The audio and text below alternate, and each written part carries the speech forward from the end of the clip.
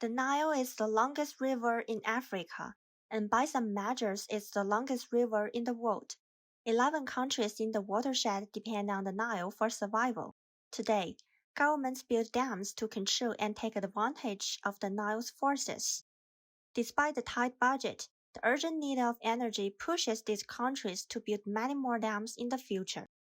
Egypt aside, the countries in the Nile River watershed have low access to neither electricity nor clean fuels for cooking. People in Burundi and South Sudan suffer the most. The Mississippi River is the largest watershed in North America, combining the Mississippi River with its greatest tributary, the Missouri River, is the longest river system in the world. The watershed includes parts of 32 states in the U.S. and 2 Canadian provinces. In the watershed, dams have been built for inland navigation, hydropower, and flood control. Lately, the U.S. has been removing more dams than building them. The upper Mississippi River is controlled by 29 locks and dams. The volume of cargo ships is decreasing year by year, and some dams are no longer profitable for navigation. Most of these dams were built in the 1930s and designed to last 50 years. The U.S. Army Corps of Engineers is facing a backlog of maintenance of more than $1 billion.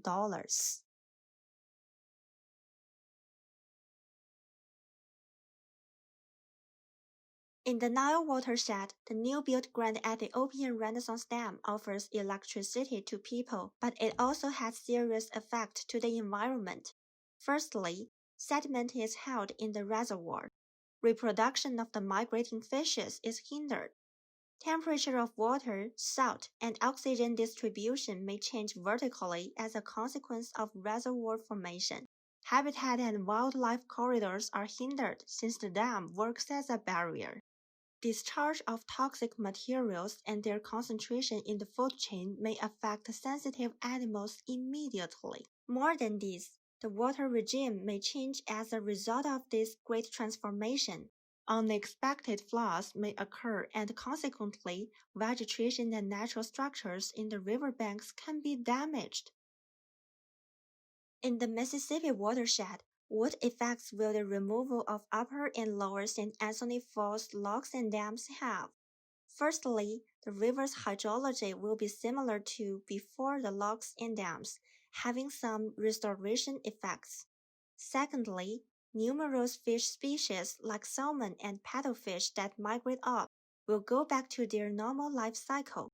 Paddlers and swimmers will enjoy outdoor sports without dangerous backwash of the Lowhead Dam. However, toxic sediments will be washed down as the dam is unbuilt. How to coordinate the pros and cons is a question that decision makers will always need to weigh.